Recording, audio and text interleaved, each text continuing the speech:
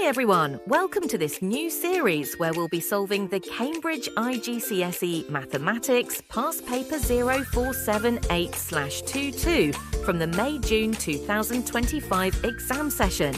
Let's get started. Question number 13, Part A, Section 1. 100 students solve a puzzle. The table shows information about the time taken by each student to solve the puzzle. In Section 1 of this question, we need to work out an estimate of the mean. In this question, we are given the number of students, which is 100, the time ranges, and their corresponding frequencies. Since the data is grouped, we are asked to find an estimate of the mean. The formula to find the estimate of the mean is sum of fx divided by total frequency. Here, f represents the frequency and x represents the midpoint of each time range. Let us calculate the midpoint of each time range, which is x.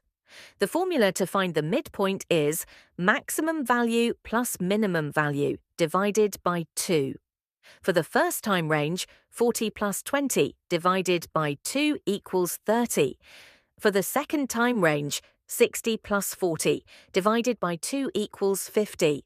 For the third time range, 100 plus 60 divided by 2 equals 80.